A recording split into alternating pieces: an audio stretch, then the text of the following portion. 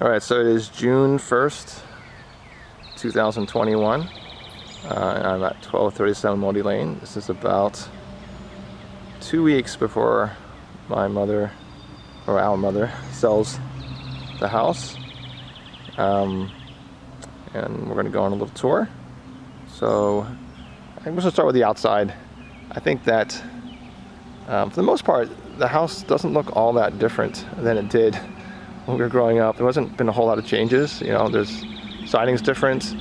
Obviously trees, you know, have gotten bigger. But really the outside's pretty similar to how it was when I was a kid. There's a tree missing over there, an ash tree. But yeah, pretty similar. Actually, the whole street actually is very similar. I was talking to Emily and Dave yesterday or 2 days ago about the fact that even though every house on the street has, well, every house but one has resided or refinished the outside somehow, they actually kept all the same color schemes, with the exception of the Kaskis, now the Hansons' house next door. So actually the street as a whole looks amazingly the same as it did 40 years ago, with just, you know, trees being bigger and cars being newer, but other than that, yeah, very similar. I don't really have a whole lot of memories of the front of the house besides just the appearance. We don't really use the front yard a whole lot for too many things. So let's come on in.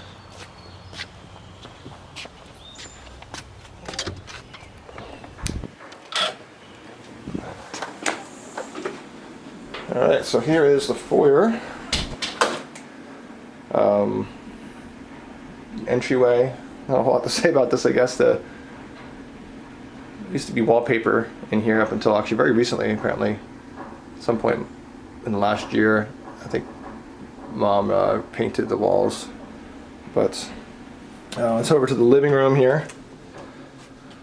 So the living room, what to say about the living room? So this is where all sort of, when we were kids, we were not really allowed to play in here very much, so we didn't spend very much time here. It was just like the formal part of the house for, you know, holiday gatherings for families. So, for example, you know, Christmas and obviously and Easter, and people's birthdays. You know, this was the place where we would all gather, and my grandparents would come, and then when we were younger, we had some other relatives.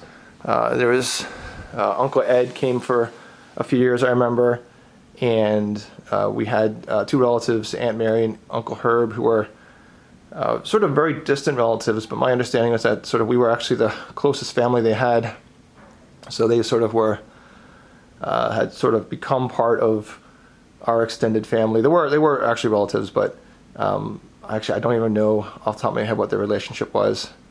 But they used to come, and it was great. And it was actually, you know, I think despite the fact that, you know, both our parents were only children and we didn't actually have any aunts and uncles and first cousins, there was still could be a lot of people here for celebrations.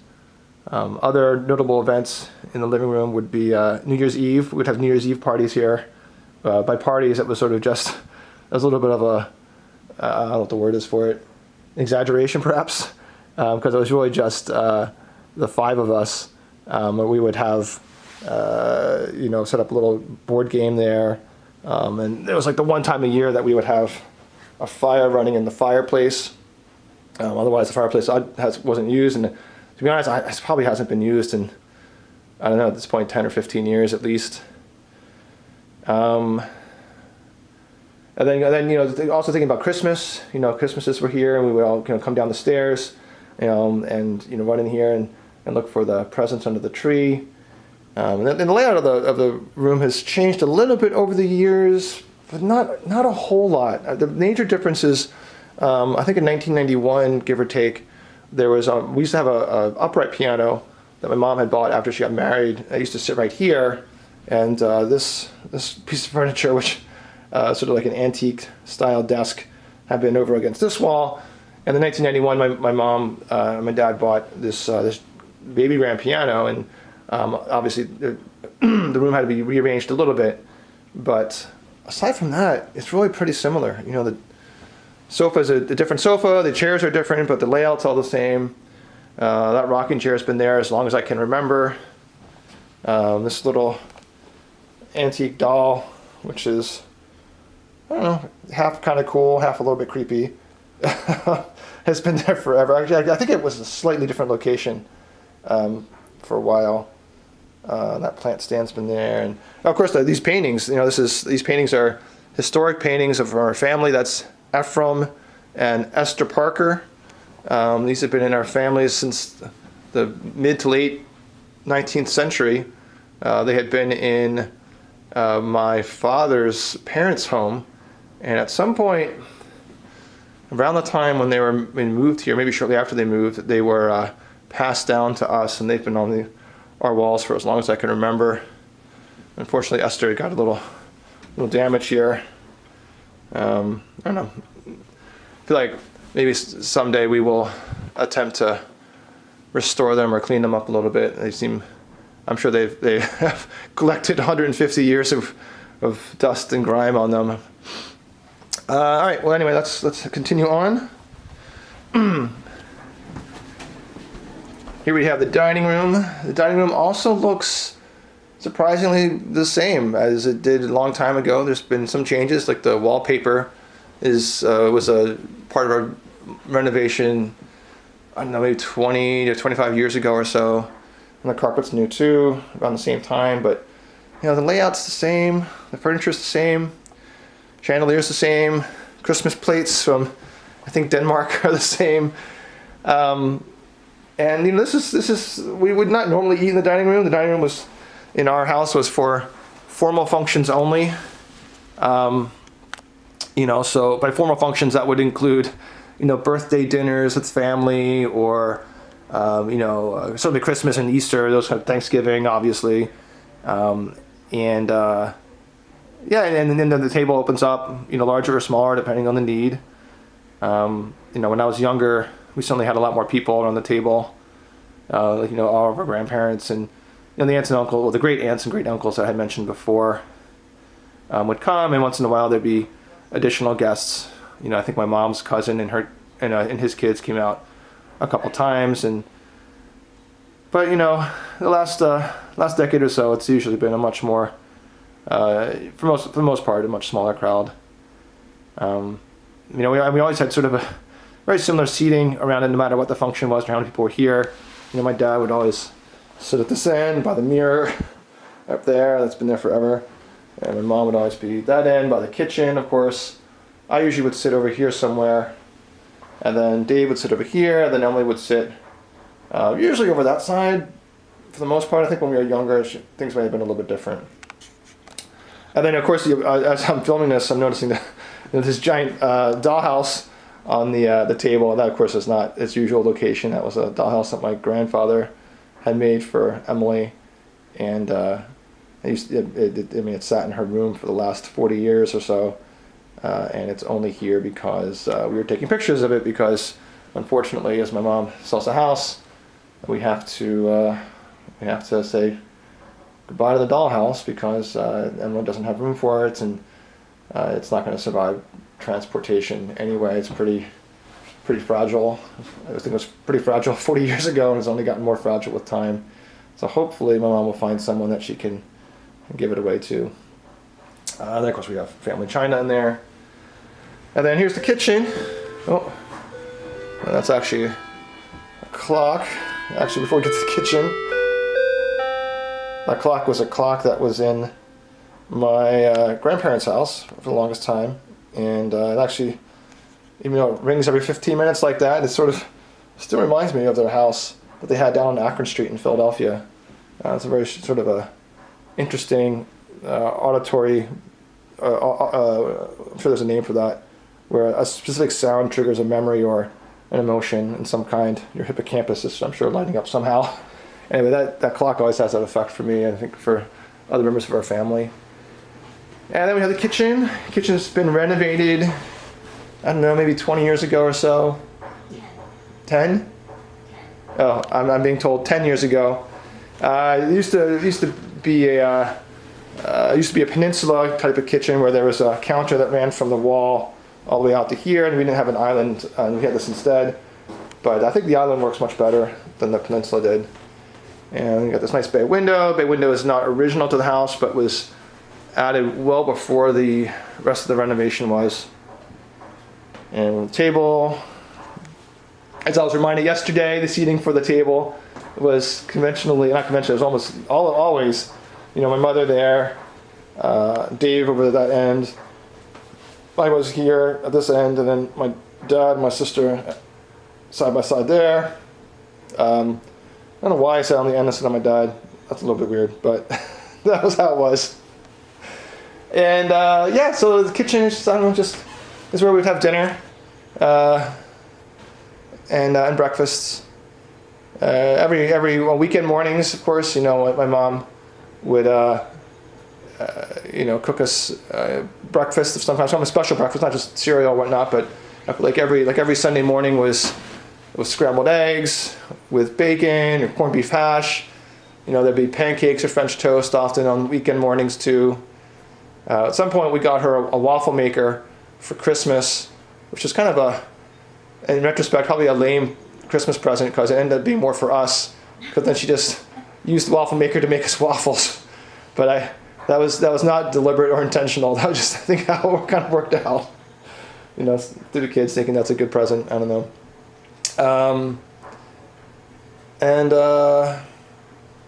We had a couple birthday parties around this table. At least I did. I don't know. I can't remember. Emily had a birthday party outside. Emily had a birthday party since. Outside. Yeah, because Emily's birthday, of course. Summer birthday. Yeah, summer birthday. Her birthday parties were all outside. Mine were all inside. And over here, this is just a closet. Not very excited. The laundry room.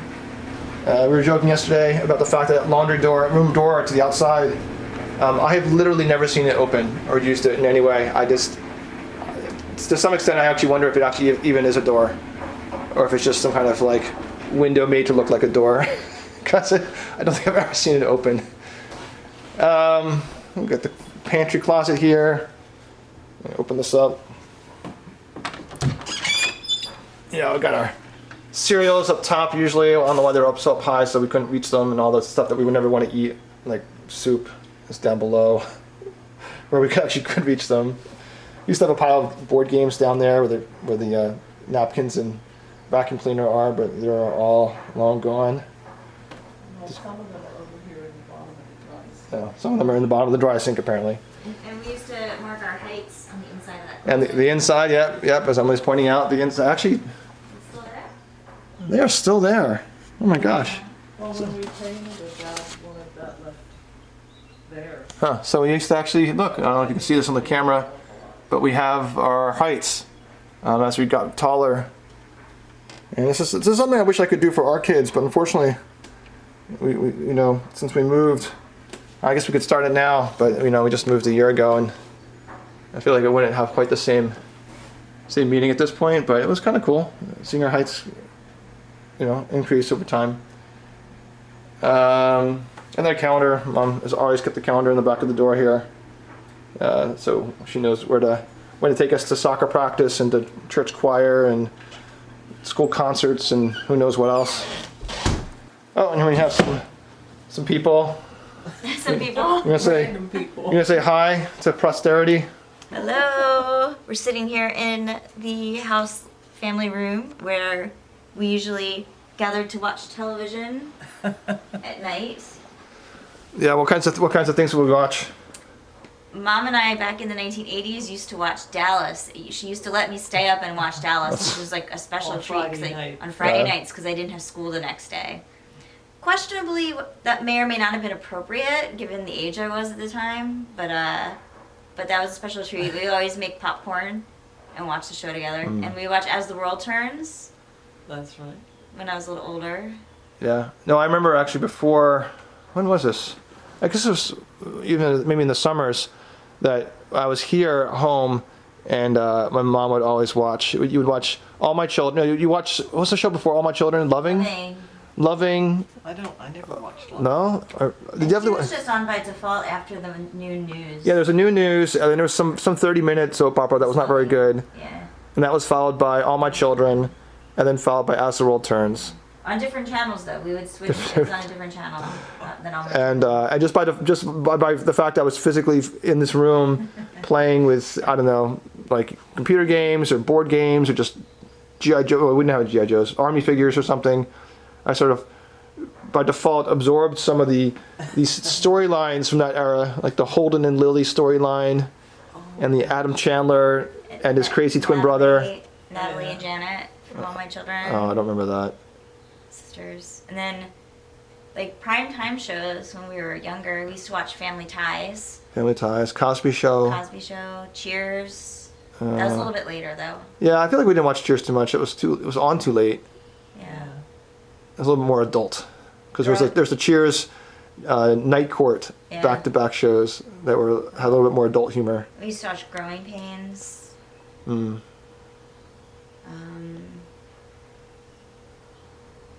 Mr. Belvedere, did we see that? I feel like we saw that a couple Mr. times. Belvedere. You're talking about Yeah. things that I forget all about. And sometimes You're we would watch. reminding me about this. Like, Sometimes we would watch Nick at Night, too. Donna Reed It Show. was just, yeah, it was just Mr. old school Ed. television from like before we were born. So don't think that we're that old. Yeah. It was like Donna Reed Show, My Three Sons, My Three Sons. Oh gosh. Mr. Ed, right? That Yeah. was the- Mr. Ed. Yeah, the Talking Horse. Yeah, Talking Yeah. Horse Show. That was a bizarre show. It was. what? Oh, the one with Michael J. Fox. Where's the Family Ties? Family Ties. Family Yeah. Ties, all right. Yeah. And of course, Saturday mornings we would all come down here. We would watch Saturday morning cartoons. Smurfs. We included Smurfs, Gummy Bears. There's a show called Galaxy High, which I think was only on for one season, which I really enjoyed. There's also a show called Dungeons and Dragons, which was like this fantasy show that was only on for a season. It's funny, I've seen some of these cartoons since because they're available on YouTube, and they're like, for the most part, they're really, really bad. Like, I compare them to the shows that, my kids watch now, and like the shows they watch now are they're so much better written. Like, they're still children's shows, but they're so much better written, and they're even better animated than the stuff back then. It was so cheesy and so stupid. But like we're 8 years old, like we didn't know any better. That was awesome. Well, that was what it was back then, too. Yeah, that's all we had. Didn't have the, but, yeah. And we would come down and our mom would make pancakes or French toast or something, and we would watch those shows for 3 or 4 hours. And then after the cartoons, there was like Airwolf and the A-Team and Knight Rider. There's all these other syndicated, relatively recent but still syndicated shows that were on 29. Was that the channel? I think so. Yeah. Which later became Fox, but this is before Fox was a thing. Yeah, there was A-Team, Knight Rider, It was the local Fox. Hardcastle, McCormick. There's a show called Voyagers about a Yeah, time traveling kid and that show. I really an enjoyed adult. that show. Yeah, that was cool. They kind of jumped through history and tried to fix things that went wrong. That was a good show. Yeah, and then by the afternoon, there's all the sports. Yeah, and then I don't know, I usually went outside or something for the Yeah. afternoons. Well, too, you sometimes had soccer games on. Yeah, for a few years. Yeah, and also, well, you were part of baseball, too. David was for a year, and I think you were for a year. I don't know if you did more than a year. No, I think I did 3 years of baseball. Because you got into more soccer. Yeah. Well, then when we got older, sometimes we had marching band stuff. And Oh, we we're got not. into Well, we're not baseball. watching, A-Team when we're in high school. I don't think. Oh. No. Maybe we did. I don't But know. then Dukes of Emily Hazzard. That was another show I played saw. Soccer, too. I did. Yeah. And then the room itself. The room itself is pretty similar to how it's always been. With This- the Oh, sorry. Go ahead. Well, I was gonna say there's a few cosmetic changes. Like this wall used to have this 1970s era wood paneling. The picture on the wall used to be from all of our childhood was a picture. It was a print of a historical picture of the Independence Hall. And the sofas and all the furniture has changed. I'm getting there. Like the sofa and the chairs are all different, but they're same arrangement. The dry sink is, of course, is old. By old, I mean original to the house, sort of. There used to be a rocking chair there that Dave would rock into the wall all the time And break. and break. And then these nice little pictures here. These have been those pictures belong to your grandmother. And we were talking about these stained glass butterflies yesterday, whether or not they were as old as the pictures were, or where they came from. They were your grandmother. And the bookcases were pretty old, but they're not as old as a whole house. We got those when we were kids. And before the bookcases were there was like this weird square table in one of the corners, I think. I don't know what happened to that. That might have been Maybe that's the table David has in his apartment. No, it could be. That was Dad's original. That was part of his furniture. It looked like something from the 1950s. It was a square. Yeah, it was an end table. It was meant to be, and it had a matching coffee table, which David has still in his apartment. Yeah. And the television's different. But Sure. The carpet is not original to the house, is it? No. Although it's very old. Yes. Speaking of the television, I think we should mention that you guys when we were kids had a console TV. The TV that was so large it actually was a piece of furniture in itself. Mm-hmm. And we were the last family that I know of to get rid of to move on from console TVs. Mm-hmm. And actually, I think I remember, and you can correct me if I'm wrong, but I think when our last console TV broke, you tried to find a console TV to replace it, and they didn't. I think the guy like them anymore. No. Yeah, I think the guy laughed at you, the salesperson. I was like, I haven't made those for 10 years. But console TVs they were kind of interesting. I guess TVs, since they were essentially made available to the public in the 1940s, were various forms of console TVs. My family didn't get one until the early 50s, and it was a 13-inch screen, and it was a console TV, but it was just small. Yeah. And then they started making them bigger. And I remember having problems getting rid of your grandmother's because she had one, and nobody wanted it. Yeah. I finally had to get 1-800-JUNK to take it. Mm. Yeah. Other things to remember about this room is we used to have our Commodore 64 set up right behind where Mom's sitting right there. Mm-hmm. It used to have this little small desk with a hutch, and there was a tiny little 13-inch monitor, or it was TV. It wasn't a monitor. It was a TV that your computer would hook up, your computer in quotes would hook into, and we used to play video games there. And they had the word processor, Bank Street Writer to write school papers on. Dot matrix printer. Wasn't the Commodore 64 originally on this side? Mm-hmm. And then you moved it over here. Over here at one point, and then we moved it over here. That was very, very short. Yeah. Oh, that reminds me, Auntie Emmy. I remember more of it being here. Something in the kitchen that we used to have for longer than we should have probably.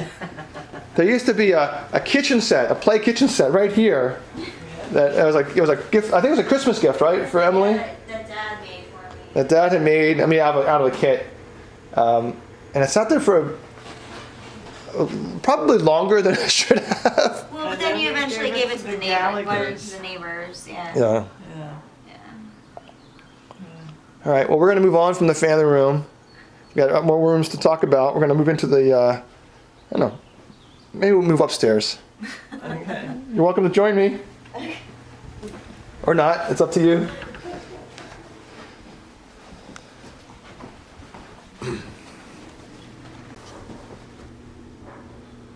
So we're heading upstairs here.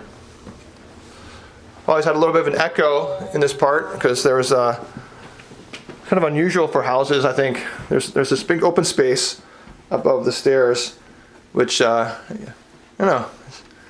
I guess it could be closet space or something, or storage space, but it really wasn't. I guess Emily wants to show off her room. No, why don't you go in? Oh, so we're gonna go over here instead. This is my room that I shared with Dave. It was layouts. The furniture is the same, but the layout's very different because it used to have 2 beds in here, not just one. So the way this used to be laid out was this was Dave's bed here, and there was a chest of drawers. This chest there used to be over here, and at some point we got a bookcase, small bookcase that was over here. That's long gone. That bookcase has been there for as long as I can remember. And then my bed was physically right here. With that desk under the window for me, and then Dave's desk was over there under that window. And it was kind of weird because we had these desks that I guess were meant for like working, but like I can't remember ever working at the desk. It was more of a place to store stuff in the drawers. I don't actually remember ever doing like schoolwork or writing letters or cards or anything. It just, like I said, it's just a place to store stuff. Memories about the room besides the fact that we shared it. Dave and I, there's a closet. You know, we used to have pennants from all the places that we visited. We used to line the wall. You know, different family trips. You know, Williamsburg. You know, New York City, Quebec. You know, places like that, Florida, Epcot Center, Walt Disney World, etc. And we actually just found them this weekend when we were helping to clean out the house, and my brother took them down to Virginia. I think he wasn't feeling ready to part with them. That's one of the few things about a room that he felt a connection to. Things that I had a connection to here in the room. I put this recorder down here. Hopefully it still picks up my voice. Was in here. We see these snow globes. There's different places that we visited. And every time I visited, you know, here's one from Washington, D.C.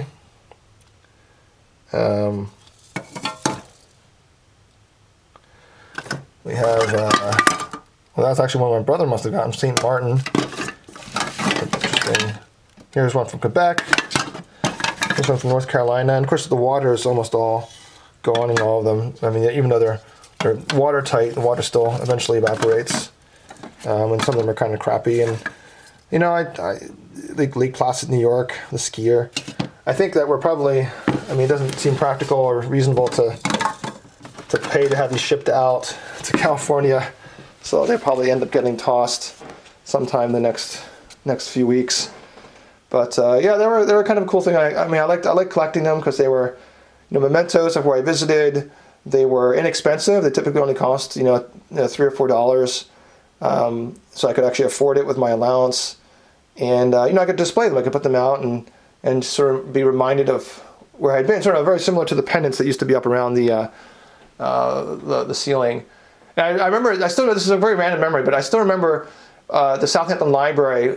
You know, they used to have this window, and they probably still do, like this display window just inside the front door where people could show off collections of things or artwork or things of that nature. And this one time there was this person, and I think it was I don't actually remember who it was, but they had, it was a kid, it was definitely a kid, a few years older than me, and they had shared their collection of snow globes from their trips, and they had put them on display at the local library. And I just remember seeing their collection, seeing how much bigger it was than mine, and feeling like I had to somehow, I had to make up for it and had to compete and go to more places. And you know, I remember she had one from like Bermuda, and thinking, oh, that's so awesome. Like, I wish I could go to Bermuda and whatnot. I mean, I didn't even know this person, so it's kind of it was a silly thing. But seeing their snow globe collection when mine was very early still made me want to get one as well. I think the other interesting memory I have of this room was at Christmas.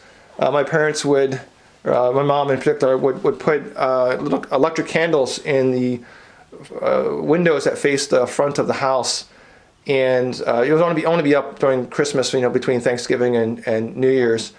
And she would leave them on until, you know, I don't know, 10 or 11 o'clock at night, and after I fell asleep and Dave fell asleep. And that was sort of, it was just this interesting association with lying in bed with the lights on, these candles on in the windows, sort of reminded me of when I was falling asleep every night that it was Christmas, and Christmas was coming, and the presents were going to come, and the 2 weeks off from school was going to come, and we were going to have a Christmas dinner with all the family guests and whatnot. And it was sort of, it's a sort of similar with the clock sound.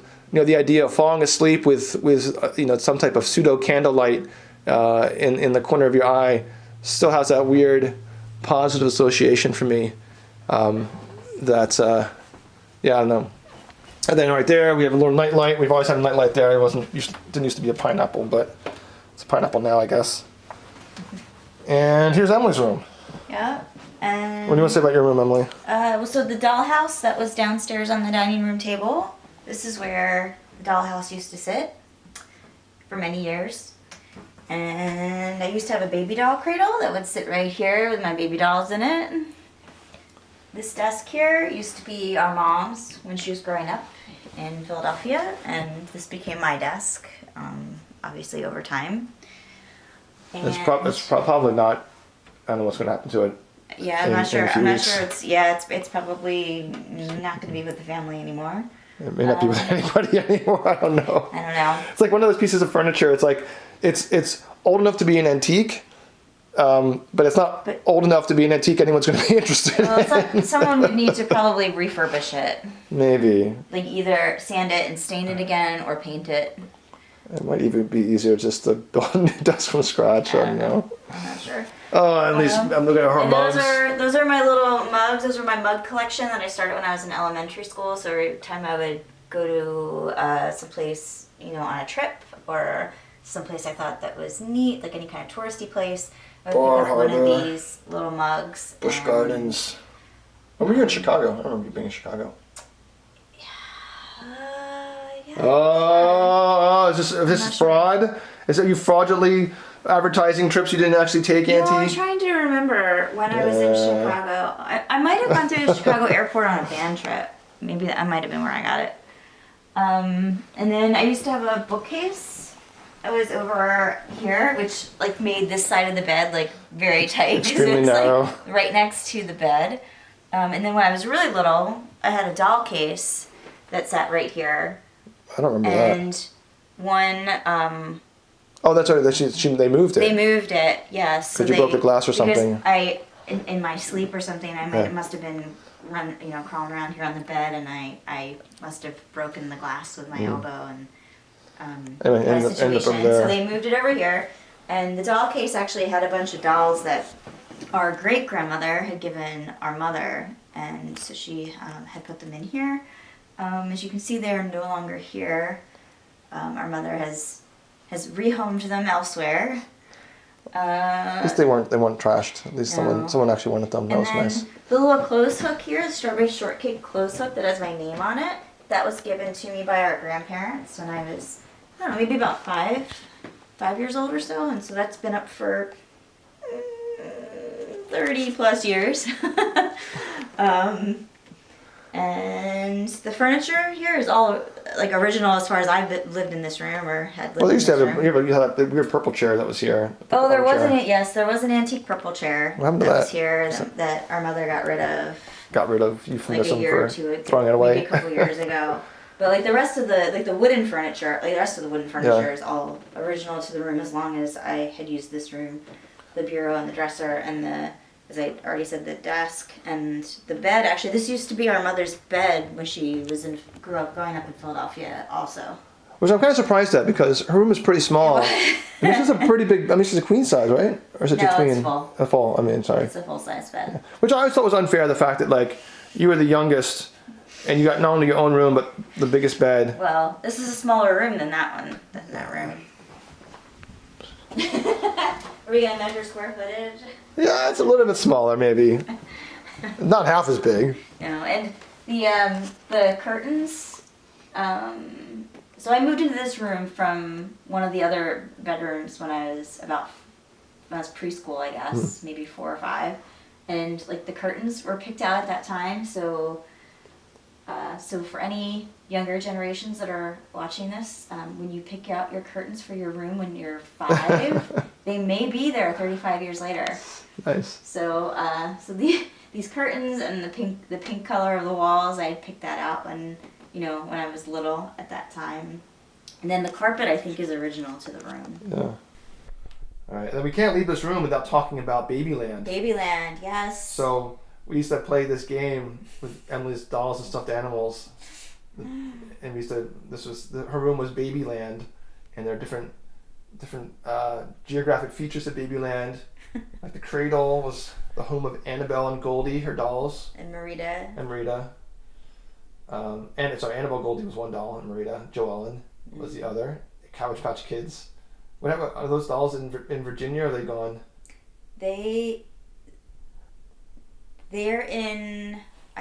One of these boxes? They're either in this box or the one that I already put in my car. Okay.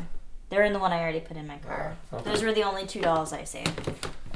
and we had, other dolls were the infamous Ally Baby and Biggie Baby, and Sleepy and Sally and Mossy, and Honey. Honey. Can't forget Honey. Honey was like my original baby doll. Honey Baby, and then Kusi was the pet. It's a pet. Weird tiger cat thing. Cat from Cabbage Patch. Cabbage Patch. And Pound Puppy. Pound Puppy. Pound Puppy's kids. Pound Puppy, her name was Coco. And then Holly. Holly was given to us by one of our grandmother, or given to me by one of our grandmothers. And all the dolls had their own personalities. So, did. for example, Biggie was the nerd. He used to make computers and machines and stuff. And then Honey was the bad. So there was the bad gang was Honey Baby was the leader for a while. Then Ally was the leader for a while, and then Kusi, also known as Stripes, she was like the number one or the number two henchman, or the number two in the organization. And we would have the Baby Heart would be where bad babies would have their heads chopped off. Oh my gosh. And we used to have that was all created by the person narrating the video. And then, of course, whenever there's secret passageways for Babyland, it would be under the bed, where Biggie would like have some of her machines and stuff. And then, whenever Mom would wash the sheets, the comforter would sit over here on top of the old the purple armchair chair that's not here anymore. And we would turn it into this rock mountain, and then do Caveman Baby. Caveman Baby. Where Make alien like caves. babies were like. Would they be like living in caves? Yeah, like prehistoric babies. Anyway, this is what Auntie Emmy used to do when she was a kid. This is all thought up by Eric here with my dolls. All right, let's keep moving on. That's enough about Caveman Baby. Here's the bathroom. The bathroom has been fully renovated, 100%. Actually, this is probably the most renovated room in the house. There's nothing that resembles what it looked like when we were kids. The only memories I have of our bathroom was the fact that 4 of us shared this bathroom, while my mom had the master bath to herself, which, granted the master bath is much smaller, but it was only a problem on Sunday mornings when we all had to get ready for church at the same time, and it was always like a struggle. And I feel like somehow I always got the short end of the stick, and I was always the last person to get the bathroom of the 4 of them, and then which meant not only was everyone felt like they were waiting for me, and I was always late. It also meant that I never had hot water. The hot water heater was smaller back in those days. They've since replaced it. And we would not have enough hot water for everyone. And it was originally a green color too. The tub was green. Yeah, this was. I don't remember too much about it. Color green. Yeah, it looks much. It was like a 1970s. It's much nicer now. I can't even remember what it used to look like. It's much nicer now. Yeah. And this is my mom's bedroom and my dad's bedroom. This also is very, very different from how it was when it came in originally. I feel like this almost feels like it's been grandmified. Like this looks like a grandmother's bedroom, which I guess is appropriate. All the flowers and the lace curtains and whatnot. When we were kids, my parents' bed was against that wall. A bunch of the furniture was different. That chair used to be. This chair here used to be in the living room.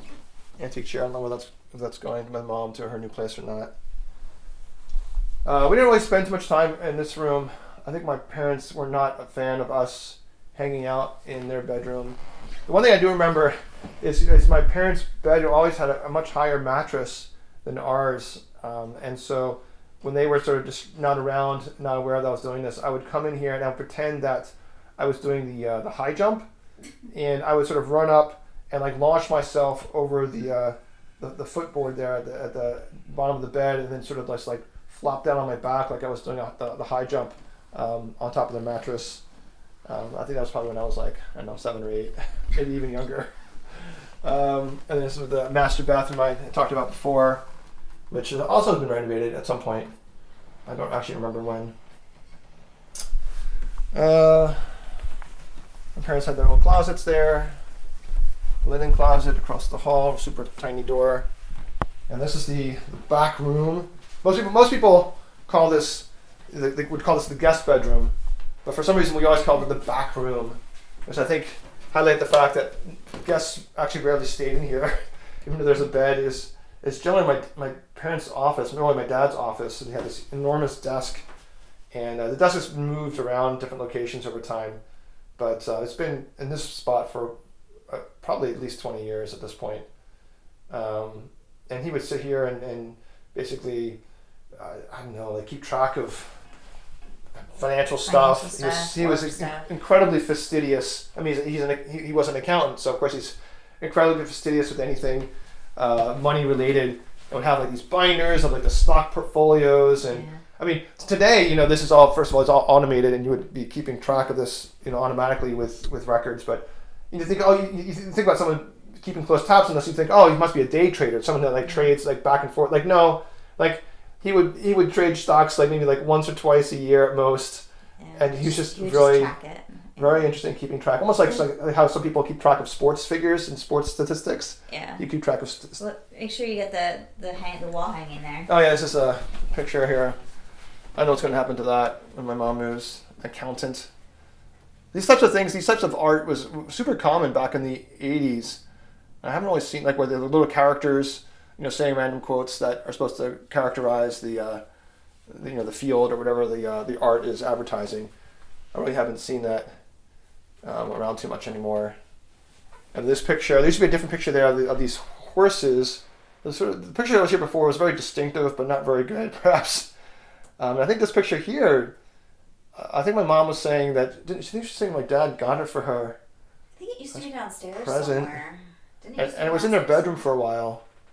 I think my mom didn't really like the horse picture that had been my dad's before they got married, so at some point she got rid of it and replaced it with that one, which I think is a nicer picture, even though the framing could be better. But that's all I'll have to say about they got the ducks. It's kind of a strange decor of the ducks and the brown shades, but they all sort of brown blinds, I should say. You always get this room with kind of a distinctive appearance. Of course, it matches the bedspread. It's been like that forever. All right, on to the basement. Actually, before the basement, I forgot to mention that we have the bathroom here. And the powder room, as my mom would call it. Let's get that awful fan. Since it has no windows, I'm going to turn that off just because it's noisy. And this is not very exciting. I think the most interesting thing about this room is the wallpaper. The original wallpaper in this room was like this Revolutionary War type of decor. It was like a wallpaper that had those like red, white, and blue, and I think there were like Revolutionary War soldiers on it and with clocks or something. It's kind of a weird wallpaper. And I wouldn't have thought that old newspaper advertisements would have made a good wallpaper, but it actually sort of works for this room. The only interesting thing about this wallpaper that's been up here forever is this one advertisement here I always thought was kind of strange. Of all the ads, there's this one here that talks about, I don't know if you can see that on the camera or not, it talks about fresh goods from the East, coup-calls for girls, tomfoolery for boys, fancies for women, and substantials for men. And I always wonder what these things were. I figured that tomfooleries for boys was probably like pranks and like toys like that, kind of like whoopee cushions and stuff like that, whatever they had back then.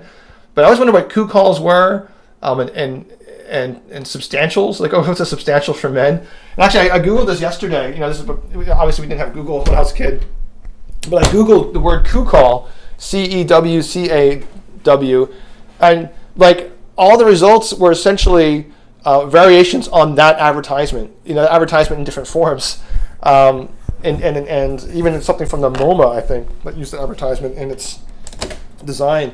So. Whatever that word actually means, it apparently is been long since forgotten by almost everybody. All right, and then down here we have the basement. The basement is unfinished, but it has a floor. I mean, you could come in. It's not like a dirt floor or anything. And when we were kids, this was a really, really prime play area. Where we had these tables set up. This is just one of the tables that's left. We used to have two when we were kids, and we would set up little towns of Legos. And there was this building set called I would say it was Beam and Girder, but it might not have been the exact name. Where you could build like these mock-up bridges, and you could build airports. And we had Matchbox cars, and we'd have like these essentially build little cities. and little constructions here. I remember one time I went to see how tall the tallest Lego building I could build. I built it right over here, and I built this Lego tower that I think probably went up about, just a few feet shy of the ceiling, which, for like a 8-year-old was like a big feat. And we used to have the toys were all lined up here. There was some shelving here that divided the basement in half, and we had like Lincoln Logs and Tinker Toys and Erector sets and this toy called Capsella, which it still exists, but it's been rebranded something else, where you would essentially take these little spheres that contain gears and pulleys and stuff, or they weren't pulleys but gears, and you would snap them together to build vehicles or other types of gizmos and gadgets. And then that's where my dad's work area was. You have a bunch of tools and paints, and had a workbench over here, and he would make stuff for us down here a lot, for school projects. Oh, here's his workbench over here. If we had a school project where we had to, make this one project we had to make like a Spanish or a Mexican, like a traditional Mexican village with like a plaza and like little like area for a little market and stuff, and he helped me build this. And we used to make models. There was model airplanes that used to hang from the ceiling as if they were flying, and we made model dinosaurs. And he would help to make little dioramas for them, where they would be encased in like plastic, like a little plastic case with a dinosaur eating fake foliage, that was like a fake plant from a train store. Anyway, we did a lot of stuff down here. We used to I had a kids tool set that he had gotten. I can't remember if he had gotten it for me or for Dave, and if we shared it. But it's like kid-sized tools that he showed us how to use. That was really pretty cool. And of course, you probably saw the ping pong table, which is all warped and unusable now. But used to sit here. That was a Christmas gift, if I remember. That we used it a lot for 2 or 3 years maybe, and then it sort of I think collectively lost interest in it, unfortunately. But most recently, 2 or 3 years ago, I got used again when my kids came out to visit. Even my mom, grandma was playing them. I think there's probably that on video somewhere. And then something else to remember about the basement here is that when I was a kid, I always wanted it to be finished, because some of my friends at the time, my friends Tom Cipriano and Moshe Cohen, they had finished basements, and I always felt like the kids with finished basements always sort of had the coolest parties, because, like, for example, they would have slumber parties, and everyone would, 5 or 10, kids, it's like, this is going back to like the 4th or 5th grade, would all sort of pile in their basement in their sleeping bags, and there would be like a video game console, down back then. I think like Moshe, for example, I think had its Coleco, and some other kids would have Atari, and then Tom, of course, had a pool table and a jukebox and a pinball machine, and it seemed like the finished basement of the 80s was sort of like the man cave of today, except a man cave for kids. And anyway, so I always sort of wanted to finish basements, and even draw plans of what that would look like, where I would put in there'd be a wall here that runs along this center beam of the house. There'd be a wall that would separate my dad's work area that would not be included, and then this area, and there'd be like a sofa and a TV down here. Then this is going to be enclosed to be like a closet. And anyway, I had this. I don't know. I'm sure I've long since lost the little 9-year-old sketch, or the sketch I made when I was 9 years old. But anyway, we never finished it. Obviously, I think it was probably just too expensive.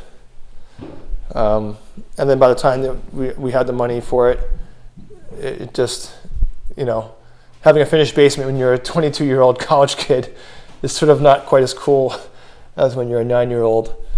And then back here is the crawl space, which just sort of is like extra building materials when the house was built. There's probably some still back there for it right now. Let's come back up. Go one more thing. I took the pencil sharpener. right there. We would that's really, we had to sharpen our pencils right there every time we were doing our homework. That's been there since as long as I can remember. We're back in the family room, and let's check out the garage here. All right, so here's the garage. It's a 2-car garage, but we never used the second slot for the second spot for a car. It was always for storage of random things. Now it's got recycle bin, and this old furniture. I don't know what this furniture is. This furniture obviously predates the house, and I don't think this furniture has ever actually been. That's covered over it now. I don't think it's actually ever been in the house before. It must have been from my grandparents, or even older than that. I don't know what's going to happen to it. It looks like it's seen better days. Then my parents a lawnmower would be over here, and various kids' toys. Our bikes, of course, our bikes would be stored here as well. Garden tools on the wall there, rakes and shovels. So then this random storage space over here. There used to be this toy bin. Gosh, I think it was right here. There was like this giant open box full of toys for playing outdoors, and included things like water pistols, and they were actually. I remember we used to have these fake Remington rifles that were. I mean, you don't find these anymore, but they actually looked real. Like they were toy guns that were designed to look like real guns, which today would be like, I mean, even then it was a terrible idea, but today would really be a terrible idea. But we used to play with those. Those are long since gone, of course. Jump rope, basketball, baseball bats and things like that. We would have that there. And that actually reminds me that I forgot. For the longest time, we had a toy box here. In fact, actually, if you look on the ground there, you can still see the spot on the carpet that's not as faded as the rest, and that's where we had a toy box. This old school wooden toy box that we would store all the toys. Whether it was Star Wars figures. Actually, I guess most of the Star Wars figures were in the basement.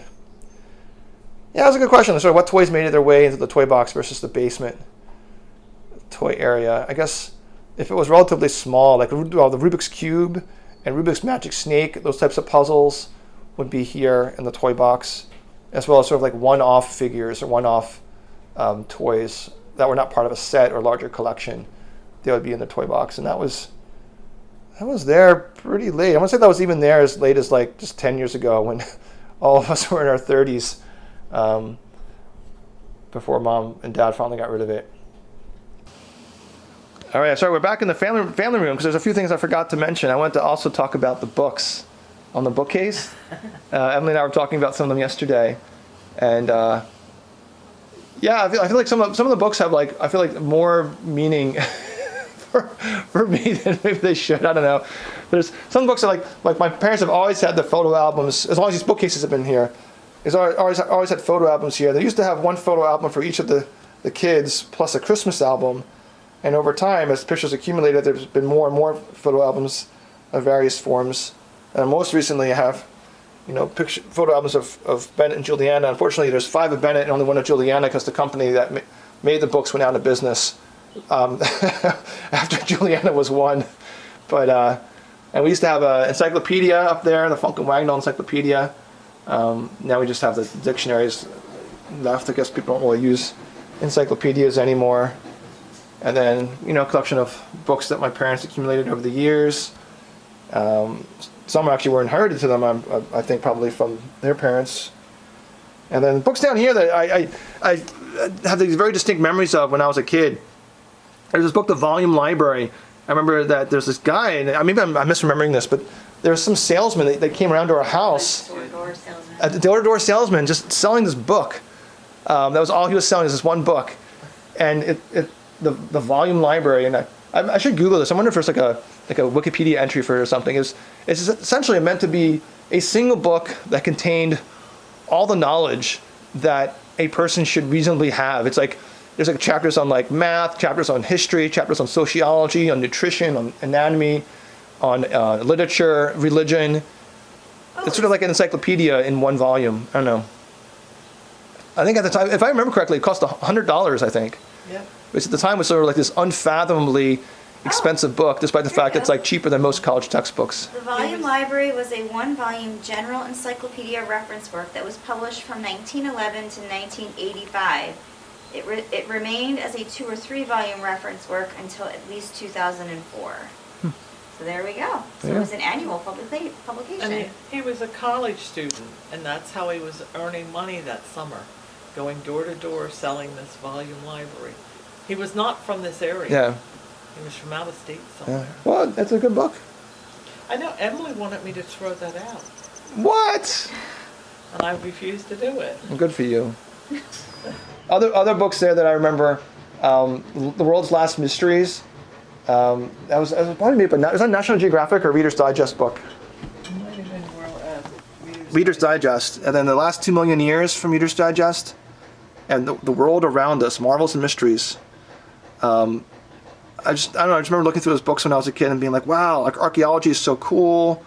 You know, paleontology, The Last 2 Million Years talks a little bit about, not paleontology of dinosaurs, of course, but more of like early human and precursors to Homo sapiens, and you know, sort of more like anthropology types of stuff. And that was, I thought that was really cool books that I have memories of when I was a kid.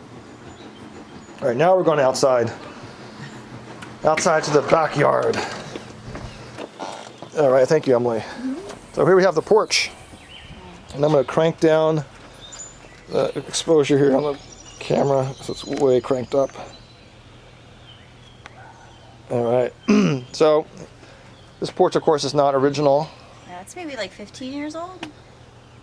I don't even know. I think it's like 15. The original porch was just poured concrete and was pretty plain. This is substantially nicer. Yeah. And we used to have a rust-colored picnic table that was up here that we would eat at for like 4th of July. And By rust, you mean red? yeah, well, I guess it wasn't really red. Maybe it was like a little, Really it's a little bit brown of red. brownish red. Yeah, no, we used to eat out here for usually special occasions only though. Yeah. 4th of July, Memorial Day maybe. Or parties. Like we were talking about, you had some birthday parties out here. Parties. And then the area down here, that was new when the porch was redone. So initially this was just grass down here where the table is now. Yeah, when we were real little, we had like a little quote unquote pool. Yeah. That was probably like, I don't know, 6 feet across and like 1 foot deep. It was more like a glorified puddle that you would fill up with a garden hose and then empty out and keep the empty pool like inside the garage in the winter. When we had a badminton net that we would put up every once in a great while, not too often, but every once in a while we would put up in the yard. And then when we were really little, there was a sandbox and a little garden in the back corner of the backyard here. I don't know what we got rid of, because the garden was like it wasn't just a bunch of plants, like there was like a legit like fence around it and stuff. I don't know why we got rid of that. Yeah. Well, the whole backyard used to have a fence. Yeah, well the fence was put in there because of Pepper, our dog, when we were kids. But that garden fence was different. That garden fence was separate. We should ask Mom what happened to it. Yeah. And see, over here we had some blueberries a long time ago. I never liked blueberries, but the rest of my family does, so my mom had some blueberry bushes there. And then there was a tree over there that our grandfather had put in. Yeah, there was a pine tree. I think it was an eastern white pine. And then there was some pin oak trees, 2 pin oak trees here, and they were really huge. They're actually the same size as that tree over there, but that tree's had its branches pruned way back, which actually I think looks pretty nice.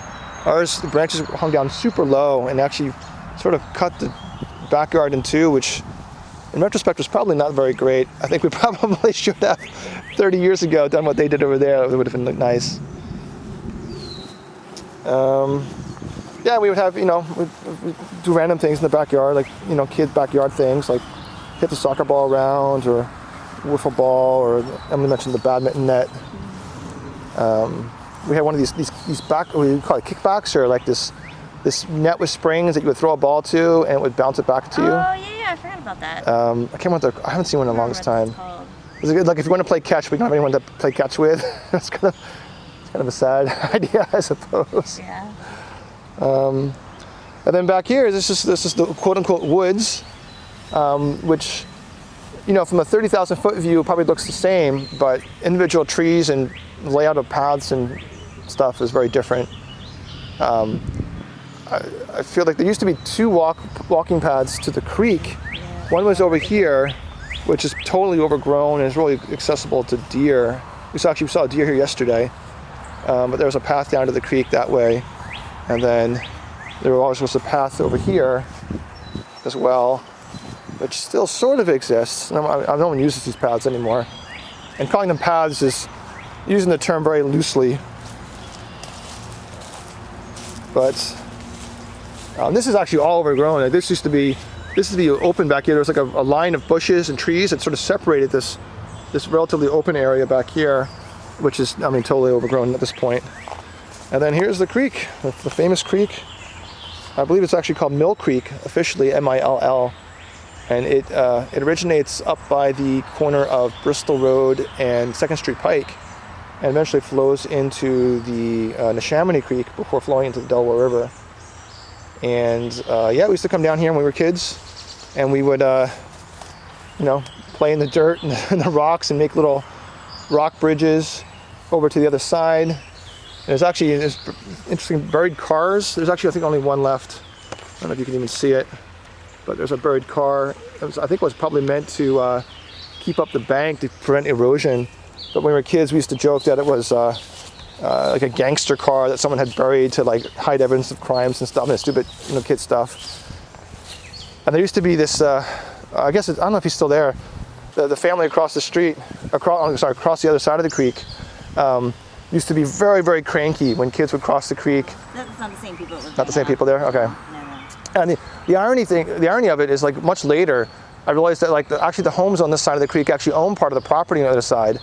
So oftentimes when he would get cranky and yell at us when we were just kids, like, that was actually our property, and he just misunderstood where the property lines were, or was just being a jerk because he could to little kids who didn't know any better.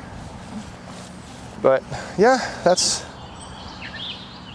I think the woods was kind of nice because in the creek, because I felt like it made our home a little bit distinctive compared to some of our friends. At least I don't know. Yeah. I don't know if your friends came over and played in the creek. I would agree. I mean, well, they didn't. I mean, I don't think they came over and played back down by the creek, but it just gave us another play area. Yeah, something different to do. Keep us outside rather than on the computer or TV. Yeah. I remember Tom Cipriani used to come over a lot, and after school we would play down there together. He used to actually, one thing Tom wanted to do was to excavate those buried cars. I remember that. Now that you Yeah, say we used to do that. We used to climb across the creek on rocks with like little and we had the little rocks that we used as shovels, and we were trying to excavate those cars out because he was like convinced that there was some buried treasures or something. This is like when we were in 3rd grade. Yeah. He was convinced there were some buried treasures there. Tom Cipriano. Oh. And yeah, that's the tour of 1237 Melody Lane. So, you know, it's interesting. It's obviously changed a lot over 47 years, but a lot of it's still kind of the same. You know, it feels like the same house, even though the paint's different and the carpets are different and the porch is different. It still very much feels like the same house. But anyway, any final words, Mom? For the video, that is. Huh? For the video, that is. No. It's been a good house. I think Dad and I made a good choice when we bought this house. Yeah. No, It's interesting listening to you talking about some things that I had forgotten about.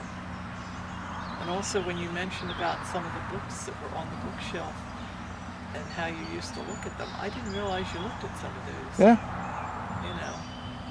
Yeah. I'm glad now that I know that. You know. Yeah. Did you talk about when this used to be fenced in? Mm-hmm. Yeah. Yeah. We used to have Pepper was mentioned. and we used to have a garden down there. Yeah, we mentioned that. And the strawberries. Didn't mention the strawberries. Grew strawberries over down here. And the blueberry bushes. You mentioned the blueberry bushes. There's only one bush left, so we don't get blueberries anymore. You have to have 2 different varieties.